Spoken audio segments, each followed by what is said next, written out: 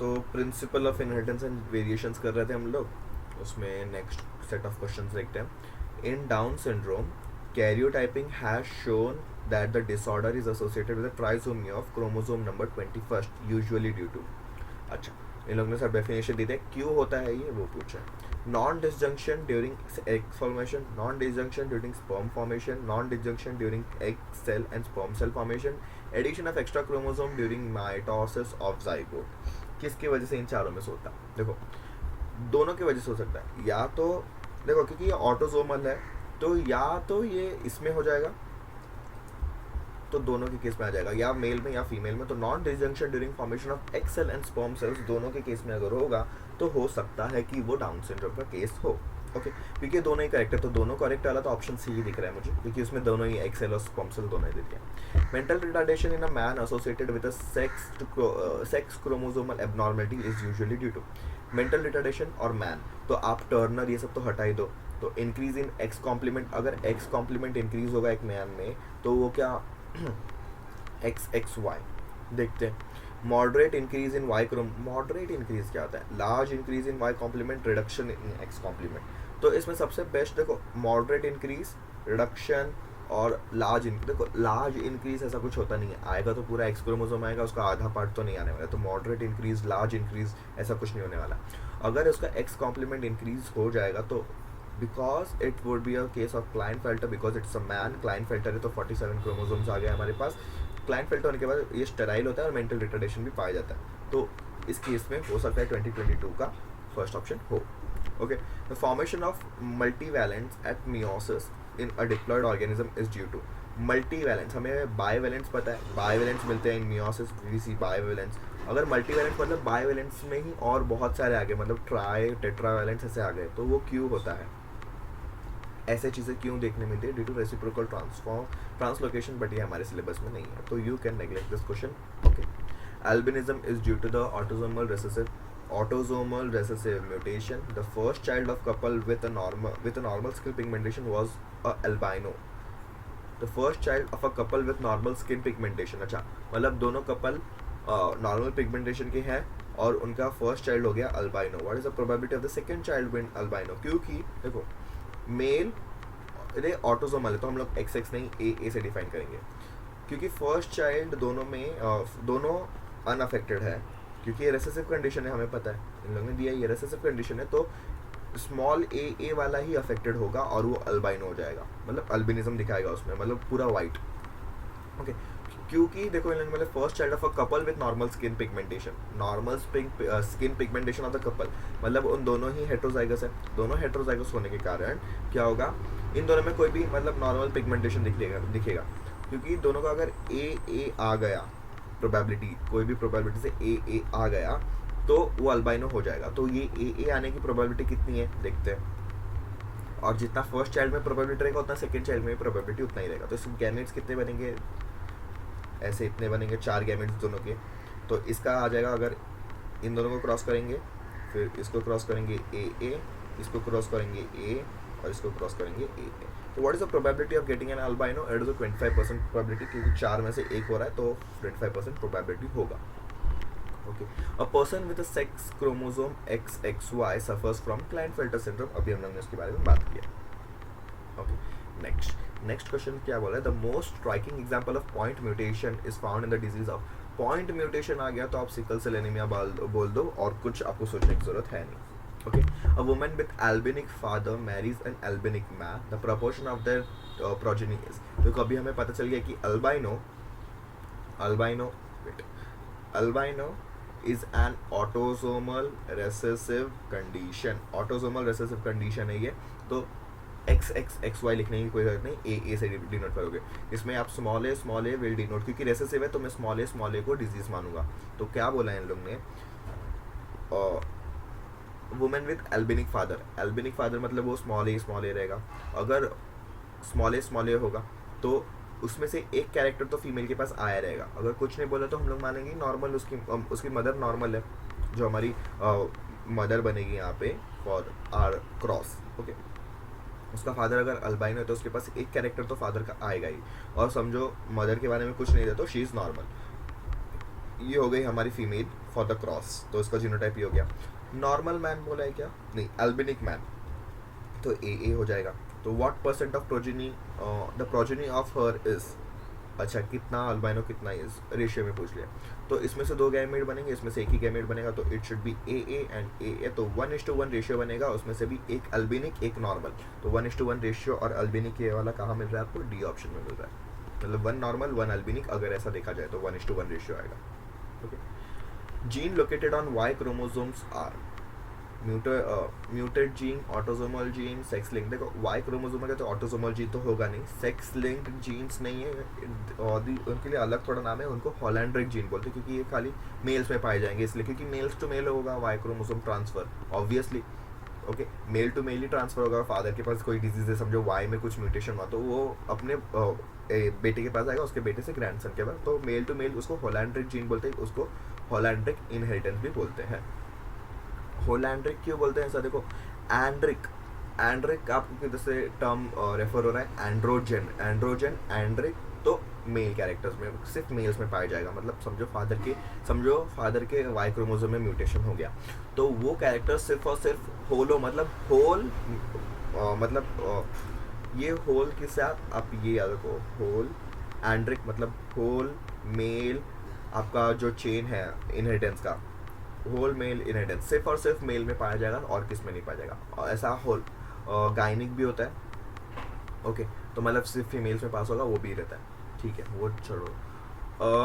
Colour blind mother with a normal father would have, colour blind mother and a normal father, अच्छा, colour blind mother मतलब x, okay, and normal father is this, would have colour blind, अच्छा normal daughters के तो हम लोग cross कर लेते हैं ना, तो it would be XXC and XCY, तो the female would be a carrier and the male would be diseased, तो क्या हो जाएगा इसमें, ऑल नॉर्मल नहीं, ऑल कलर ब्लाइंड ये भी नहीं, colour blind sons and daughters, colour blind son and normal और carrier daughter, it is a best example. Colour blind son तो कलर ब्लाइंड होगा क्योंकि उसमें एक भी अगर कैरेक्टर आ गया, और ऑब्वियसली एक इनमें से देखो फीमेल में से एक तो कैरेक्टर आना ही है, ओके, तो ऑब्वियसली कलर ब्लाइंड तो सन कलर ब्लाइंड हो गई, और मेल क्योंकि मेल बनाना है तो इससे वाई क्रोमोसोम आ जाएगा, क्योंकि इसमें कुछ डिफेक्ट भी नहीं है तो उसके बारे में बात नहीं करोगे, बट कलर ब्लाइंड सन्स तो होंगे, नॉर्मल हो सकते हैं या कैरियर डॉटर्स हो सकते हैं। ओके, 2 टाइप्स की कंडीशन हो सकते हैं, नॉर्मल होगा नहीं, मोस्टली नॉर्मल नहीं होगा क्योंकि हमें नॉर्मल फादर दिया है ना, तो नॉर्मल फादर दिया है तो इससे तो नॉर्मल एक्स आएगा, बट क्योंकि female is a colour blind तो उसमें डबल एक्स है ही, दोनों एक्स इफेक्टेड है, तो हमेशा कैरियर होगा, बट मोस्ट अप्रोप्रिएट आंसर 20 इसका फर्स्ट हो जाएगा। Haploids are preferred over diploids for mutation studies because in haploids recessive mutation expressed immediately, dominant mutation expressed immediately, फिर mutation are readily induced, tissue culture is easy। देखो ये question बहुत बार मैंने देखा है, बहुत बार देखा है, तो इसका बेस्ट आंसर क्या आएगा, देखो फर्स्ट आएगा, क्योंकि रेसेसिव म्यूटेशन कभी आएगा, देखो तो अगर आप डिप्लॉयड ऑर्गेनिज्म लोगे, समझो एक ए है एक ए है, मतलब ये कोई डिप्लॉयड कैरेक्टर है, अगर मैं ए को डोमिनेंट मान रहा हूँ, स्मॉल ए को रेसेसिव मान रहा हूँ, तो ये रेसेसिव कंडीशन मुझे म्यूटेट करके अगर उसके बारे में स्टडी करना है, जैसे कि सिकल सेल एनीमिया, नहीं तो हीमोफीलिया, ऑटो अल्बिनिज्म, ये सब रेसेसिव कंडीशंस है, अगर मुझे उसके बारे में स्टडी करना है तो मैं हैप्लॉइड ऑर्गेनिज्म क्यों लूँगा, क्योंकि उसमें सिर्फ ए ही आ गया, तो उसको डोमिनेट या सप्रेस करने वाला कोई है नहीं उसके आगे, समझो डिप्लॉयड ऑर्गेनिज्म रहता, तो अगर ऐसा कंडीशन आ गया तो ये अपना कैरेक्टर नहीं दिखाएगा क्योंकि ये डोमिनेट करेगा इसको, कैपिटल ए विल डोमिनेट, क्योंकि ये डोमिनेंट कैरेक्टर है और ये रिसेसिव कैरेक्टर है, तो मुझे ये नॉर्मली देखने नहीं मिलेगा। मुझे अगर डिप्लॉयड में स्टडी करना है तो मुझे दोनों ए चाहिए, ताकि उसमें जो भी रेसेसिव कैरेक्टर है, albinism, haemophilia, sickle cell anaemia, जो भी है वो दिखे और मैं उसके बारे में स्टडी कर लूँ। ओके, तो अगर इंडिविजुअल हैप्लॉइड रहेगा, स्मॉल ए ही है उसमें, हैप्लॉइड मतलब उसके एन सेट ऑफ क्रोमोसोम्स है, उसमें एक ए ही है, क्योंकि ए को सप्रेस करने वाला कोई नहीं है, तो ये अपना कैरेक्टर आसानी से दिखाएगा और वो पर्सन डिजीज हो जाएगा। तो recessive mutation can be expressed immediately, it's an best answer. तो इसका एक्सप्लेनेशन ये है, बहुत बार पूछा जाता है, मैंने तो देखा है कोई टेस्ट पेपर्स में बहुत सारे, तो याद रख लो। Of the normal couple, half of the sons are hemophilic while half of the daughters are carriers. The gene is located on, देखो हीमोफीलिया है तो वो वाई क्रोमोसोम पे तो लिंक्ड है ही नहीं, वाई क्रोमोसोम से कुछ लिंक नहीं है हीमोफीलिया का, तो आप वाई क्रोमोसोम वाले ऑप्शंस को हटा दो। हमें पता है वो एक्स लिंक्ड रेसेसिव डिजीज है, तो अभी X, one of the X of mother both of the X of mother, देखो both of the X of mother रहता अगर, तो मेल के पास भी एक एक्स जाता था, फीमेल तो अगर बोथ एक्स डिफेक्टेड रहते तो उसका गैमेट एक ही टाइप का गैमेट बनता, सारे डिफेक्टेड गैमेट्स, तो भले ही मेल हो फीमेल हो दोनों के पास चल जाता था। बट उसने बोला कि half of the daughters are carriers and all the son half the sons are haemophilic, तो one of the X should be affected, क्योंकि अगर one of the X affected रहेगा जैसे कि ऐसा कंडीशन, तो उसमें दो गैमेट्स बनेंगे, एक नॉर्मल एक्स और एक एक्स सी। ओके, तो इसमें बोल हो सकता है कि हाफ हाफ हो जाए, क्योंकि नॉर्मल मैन तो होगा ही, क्योंकि कुछ बोला नहीं तो नॉर्मल मेल होगा, तो इसमें से हो सकता है कि हाफ ये हो। बट अगर हम लोग एक्स सी दोनों ही डिफेक्टेड ले ले तो एक ही टाइप ऑफ गेमेट बनेगा, तो किधर भी जाएगा तो हीमोफीलिया होगा ही। ओके, तो फिर all sons would be defected, all को तो हाफ नहीं आएगा उस कंडीशन में, अगर बोथ हो गया तो हाफ नहीं आएगा, उसमें आएगा all sons are defected and all daughters are carrier, ऐसा ही आएगा हमेशा। तो one of the chromosome of mother is affected. Mr. Kapoor has BB autosomal gene pair and a D allele sex link. What proportion would be the BD sperm? देखते हैं क्या बोले इन लोग ने। BB autosomal gene pair है और D allele sex linked है, तो क्या proportion होगा कि B और D साथ में आ जाए। तो इसमें इनमें से segregation का proportion है हाफ। ओके, इनमें से segregation का proportion always and always half रहेगा। और फिर कि B और B अगर मिलेंगे तो उसका भी हाफ कंडीशन रहेगा, ये हाफ ऑफ हाफ मिलाओगे तो 1/4 मिलेगा। देखो ये बहुत पुराना क्वेश्चन है, ऐसे टाइप ऑफ क्वेश्चन पूछे नहीं जाते हैं एक्चुअली, बट इसका कंडीशन का आंसर हो जाएगा 1/4, तो ये है नहीं, फिर भी आप समझना चाहते तो समझ लो, वरना इग्नोर करके आगे बढ़ जाओ। ओके ठीक है, क्योंकि ऐसे टाइप के क्वेश्चंस पहले पूछे जाते थे कि what proportion of this would be in this, क्योंकि हमें पता है। देखो एक बार और मैं एक्सप्लेन कर लेता हूँ जिसको सुनना है। बीडी जो स्पर्म रहेगा, मतलब बीडी एक ये स्पर्म में आना चाहिए बीडी कैरेक्टर।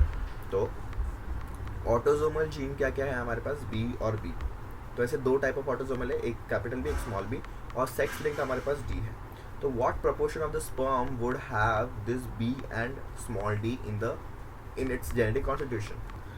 तो इस क्वेश्चन को कैसे हैंडल करना है, देखो दो जीन्स है, इन दोनों के सेग्रीगेशन का प्रोबेबिलिटी क्या रहता है, हाफ, कि मतलब 50% ये जा सकता है 50% ये जा सकता है।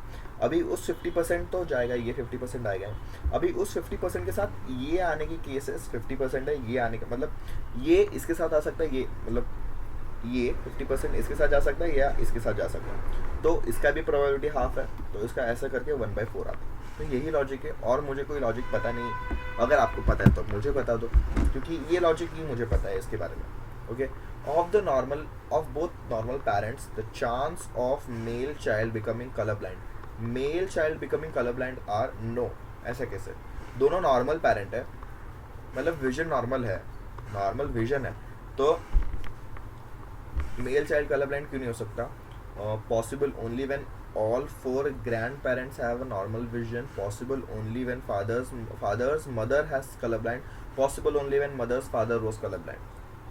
देखो मेल चाइल्ड होने का क्या कारण हो सकता है, मेल चाइल्ड नॉर्मल पेरेंट, मतलब देखो एक्स और XY दोनों ही नॉर्मल है, मतलब अगर मेल नॉर्मल है तो उसके पास तो कोई भी ये होना ही नहीं चाहिए।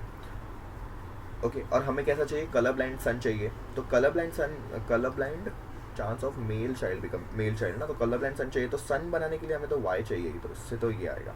और उसने बोला है कि नॉर्मल पेरेंट होने के लिए तो मेल में अगर एक भी डिफेक्टिव एक्स आ गया तो वो डिजीज हो जाएगा, तो उसको अगर नॉर्मल रखना है तो हमें ये एक्स नॉर्मल चाहिए। तो इन लोगों ने जो बोला है ना कि father's mother was colour blind, अगर इसकी मदर कलर ब्लाइंड, अगर मतलब इस फादर की उसकी मम्मी अगर कलर ब्लाइंड होती, इसने क्या बोला, possible only when father's mother was colour blind होती, तो इसमें तो एक एक्स डिफेक्टिव आता ही था ना, ऑब्वियसली एक एक्स डिफेक्टिव आता था, बट ऐसा नहीं होगा क्योंकि हमें बोला ही नॉर्मल पेरेंट है, तो ये ऑप्शन चला गया। फिर प्रोबेबिलिटी नो तो हो ही नहीं सकती, क्योंकि मेल में हमें कलर ब्लाइंडनेस दिखा, अगर फीमेल रहता तो मैं प्रोबेबिलिटी नो टिक कर देता था डायरेक्टली, बट ये नहीं हो सकता। तो अभी बचा क्या हमारे पास, ऑप्शन बी और डी। फिर possible only when all four grand parents of normal vision, क्योंकि देखो ग्रैंड पेरेंट्स मतलब ये जो चाइल्ड होगा वो तो इनका नाती हो जाएगा ना, क्योंकि इसके मदर फादर रहेंगे, इसके भी मदर फादर रहेंगे, इन चारों का अगर नॉर्मल विजन है तो इनमें कोई डिफेक्ट नहीं आएगा, इनमें कोई डिफेक्ट नहीं आएगा, फिर ये नहीं होगा।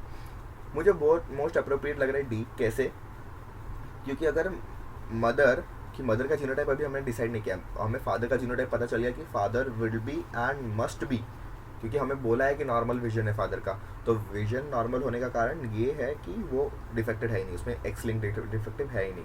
कलर ब्लाइंडनेस एक्स लिंक है, तो ये भी पता है हमें। तो अगर इसकी द मदर्स फादर अगर वो डिफेक्टिव है, कलर ब्लाइंड है, तो ऑब्वियसली मेल को कलर ब्लाइंड होने के लिए सिर्फ एक ही एक्स क्रोमोसोम चाहिए। अगर वो डिफेक्टिव है तो इसके पास तो ऑब्वियसली एक एक्स आएगा ही, क्योंकि फीमेल चाइल्ड बना है तो फादर से एक एक्स आएगा। तो ये अगर एक्स आ गया तो इस केस में जाके इस कलर ब्लाइंड हो सकता है मेल, प्रोबेबिलिटी है। ओके, तो प्रोबेबिलिटी है कि इस केस में जाके कलर ब्लाइंड हो जाएगा, तो option number D would be the most appropriate answer. Okay, now in human beings 45 chromosome single X XO abnormalities Turner syndrome, ये तो डायरेक्टली बच्चों को पता रहता है। Okay, Down syndrome is due to crossing over linkage sex link non disjunction of chromosome a woman, wait, हाँ क्या बोल रहा है, अ वुमन विथ 2 जीन्स और for haemophilia and a gene for colour blindness and on one of the X chromosome marries a normal man. How will the progeny be? क्या बोला इसने, 2 gene for haemophilia, 2 genes for haemophilia and a gene for colour blindness, मतलब 2 disease के बारे में इन लोग बात कर रहे हैं एक साथ। तो उसने बोला कि 2 जीन्स और हीमोफीलिया, हमें पता है haemophilia is recessive, x linked recessive है, तो उसके एक एक्स क्रोमोसोम में दोनों जीन्स है हीमोफिलिक की, तो मतलब she is definitely haemophilic. Okay, definitely haemophilic है, और कलर ब्लाइंडनेस एक्स है, तो मतलब she is a carrier for colour blindness, और शी इज अ मतलब डिजीज्ड फॉर हीमोफीलिया। तो क्या होगा progeny, haemophilia and colour blind daughters, 50% haemophilic colour blind sons and 50% haemophilic sons, 50% hemophilic daughters and 50% color blind daughters. All sons and daughters are hemophilic and color blind. तो बहुत ही अच्छा question इन्होंने बना दिया है, जो कि आजकल के ज़माने में बनता नहीं है। ओके, अभी तो ये ऐसे क्वेश्चंस आने ही रुक गए। ओके, फिर भी हम लोग ट्राई करते हैं कि इसको सॉल्व करें। तो अगर हम लोग माने कि दोनों ही XX में HH डिनोट कर देता हूँ for haemophilic, she is haemophilic for this and father के बारे में कुछ नहीं बोला है तो नॉर्मल। तो अगर हम लोग खाली पहले कलर ब्लाइंडनेस का क्रॉस करते हैं फिर हीमोफिलिक का क्रॉस करेंगे तो देखेंगे कि क्या क्या आएगा। ओके, अगर हीमोफिलिक की बात करें, वेट, अगर हम लोग हीमोफिलिक की बात करें, एक एक्स क्रोमोसोम में हीमोफिलिक भी है और कलर ब्लाइंड भी है, दूसरे एक्स क्रोमोसोम में सिर्फ और सिर्फ हीमोफिलिक है। उसने बोला कि 2 gene of haemophilic and 1 gene of colour blindness, तो ऐसा कुछ कंडीशन है। मेल के बारे में कुछ नहीं बोला है, तो उसको सिर्फ और सिर्फ नॉर्मल, हाँ बोला है नॉर्मल मेल है, तो नॉर्मल मेल तो आ ही जाएगा, क्योंकि नॉर्मल मेल होने का कारण होगा क्योंकि अगर एक भी एक्स डिफेक्टिव आ गया, क्योंकि इसके पास एक ही एक्स है, एक भी एक्स डिफेक्टिव आ गया तो डिफेक्ट हो जाएगा, तो नॉर्मल तो ऐसा कंडीशन हो जाएगा। अगर हम लोग क्रॉस करेंगे तो इसके 2 कैरेक्टर्स बनेंगे, 2 गैमेट्स, और इसके भी 2 गैमेट्स बनेंगे। इसका इसके साथ क्रॉस करो तो XXCH, फिर इधर से आ जाएगा तो XHX, फिर इसका इसके साथ और इसका भी इसके साथ, तो ये आ जाएगा XCHY XHY। आई होप आपको क्लियर लग रहा है। यहाँ पे देखो, यहाँ पे तो फीमेल्स है, दे आर कैरियर्स, और मेल हमेशा डिजीज होगा क्योंकि सेक्स लिंक्ड है। तो इसमें देखो क्या आएगा, 50% haemophilic colour blind sons and 50% haemophilic sons. Haemophilic sons कितने हैं, हीमोफिलिक सन 50% है क्या? यस, यही ऑप्शन करेक्ट होगा, क्योंकि देखो हमें 2 सन्स मिले, ये 2 तो कैरियर्स है, तो जितने भी daughters 50% colour blind, all daughters colour blind daughters, ये तो हटा दो।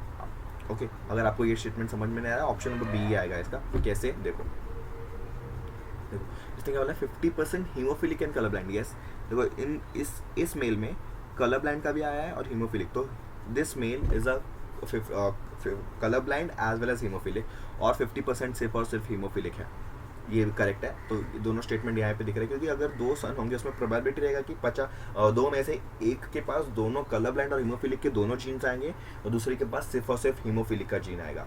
तो सबसे बेस्ट ऑप्शन हो जाएगा 50% haemophilic colour blind son and 50% haemophilic son. तो बेस्ट, बहुत ही अच्छा क्वेश्चन है, बहुत अच्छा क्वेश्चन है। Blue I colour is recessive to brown eye color A brown-eyed man whose mother has blue-eyed married a blue-eyed woman, the child should be. देखो ये तो जनरली है नहीं, बट क्योंकि ये इनहेरिटेंस वाला चैप्टर है, मतलब क्योंकि आपको चार्ट बनाने के प्रैक्टिस आने चाहिए, तो लेट्स सी क्या बोला है इन लोग ने. ब्लू आई इज रेसेसिव, तो ब्लू आई को हम लोग स्मॉल बी बेसी दिखा देंगे, ये हो जाएगा ब्लू. ये आपको डिनोट करना पड़ेगा क्योंकि आप खुद से कर रहे हो. और brown eye recessive to brown eye, तो मतलब बी में अगर दिखाऊं तो ये ब्राउन आई हो जाएगा डोमिनेंट. ओके, या तो बी ये भी डोमिनेंट ब्राउन ही होगा, क्योंकि बी हम लोग ने अगर डोमिनेंट मान लिया तो वो ब्राउन आई हो जाएगा. ब्राउन आइड मैन, तो ब्राउन आइड मैन अगर होगा तो हमें कुछ बोला नहीं है ब्राउन आई कैसा है ये, जैसे सिर्फ मतलब हेट्रोजाइगस की होमोजाइगस, तो देखते हैं हम लोग दोनों लेते हैं. Whose mother has blue eyed, उसके मदर ब्लू आइड है तो उसका एक कैरेक्टर तो आएगा ही इसमें, तो obviously this is not the case, ये केस है. ठीक है, पता चल गया हमें जीनोटाइप ऑफ फादर. मैरीज किसको मैरी करता है, ब्लू आइड फीमेल, तो हमें क्या केस पता चला यहाँ पे कि the father is small heterozygous for brown eye and marries the blue eyed woman, तो इसमें दो गैमेट्स बनेंगे, इसमें एक गैमेट बनेगा, तो बी एंड बी, तो कौन सा ऑप्शन मैच हो रहा है, blue eyed to brown eye 1:1. मुझे तो ये आंसर आ रहा है, blue eyed to brown eye 1:1. Okay, a colour blind girl is rare because she will be born only when, देखो मैंने जो बोला था कलर ब्लाइंड गर्ल रेयर क्यों है, because her father and maternal grand father were, नहीं, parents have normal vision. her mother and maternal grandfather were colorblind, her mother is colorblind and father has normal vision. अगर father का normal vision होगा तो उसमें कुछ case आएगा ही नहीं, तो ये तो गलत हो गया करते.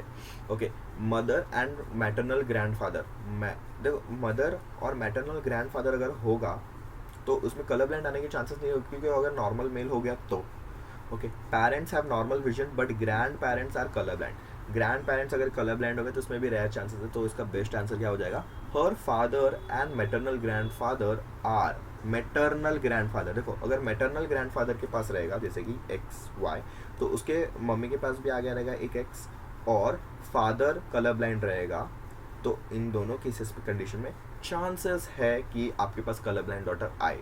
बट ये तो अलग सा पूछ लिया, बट ऐसा भी पूछ सकते थे कि ये रेयर क्यों है, because father is not available at the reproducible age. This is also in best answer for this. मैं वही आंसर ढूंढ रहा था बट इन्होंने अलग तरीके से पूछ लिया कि क्या हो सकता है, तो बेस्ट आंसर यही आएगा कि उसका फादर कलर ब्लाइंड होना चाहिए, ऑब्वियसली नॉर्मल विजन नहीं होना चाहिए, क्योंकि देखो for a girl child we need X from father, और एक्स वो भी डिफेक्टिव आना चाहिए क्योंकि हमें कलर ब्लाइंड गर्ल चाहिए, इसमें कलर ब्लाइंड गर्ल चाहिए, तो X defective X from father should be there.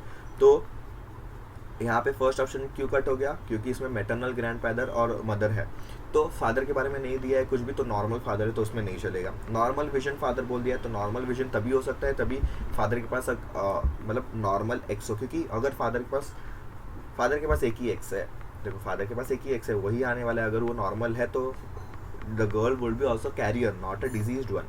Parents have normal vision, ये तो गलत है क्योंकि बहुत रेयर पॉसिबिलिटी हो जाएगी फिर. Which one of the following is hereditary, cataract, blindness, leprosy, phenylketonuria is recessive, मतलब hereditary है, recessive है वो भी. फिर hemophilia is more common in males because it is a recessive character by Y chromosome, नहीं, recessive character by X chromosome. This is the case 21 का D हो जाएगा. In Down syndrome, a male child, the sex complement is XXY, नहीं, in Down syndrome male child है, देखो Down syndrome autosomal है तो male child रहेगा तो उसमें XY, उसके जेनेटिक में कुछ फर्क नहीं आएगा. ओके, क्योंकि down syndrome is autosomal disease, तो मेल हो फीमेल और मेल का आपको जीनोटाइप बराबर लेके जाना है. अगर कोई बच्चे इधर टिक करके आ जाएंगे कि डाउन सिंड्रोम में ट्राइजोमी होती है, नहीं, ट्राइजोमी 21st क्रोमोसोम की होती है, सेक्स लिंक से कुछ फर्क नहीं है, जो मेल चाइल्ड दिया है तो मेल का XY ही आएगा. ओके, फीमेल दिया रहता तो XX आता था, उसमें कुछ फर्क नहीं है. टर्नर्स का ये टर्नर है, ये क्लाइनफेल्टर है, ये आपको ध्यान रखना. Mother in a family of 5 daughters is expecting her 6th baby, the chances of being a son is, देखो कितना भी बेबी हो जाए, मतलब वो 10th हो 11th हो, मतलब देखो गवर्नमेंट तो बोल रही है 2 ही करने, बट फॉर अ थियोरेटिकल हम लोग कुछ भी बोल सकते हैं.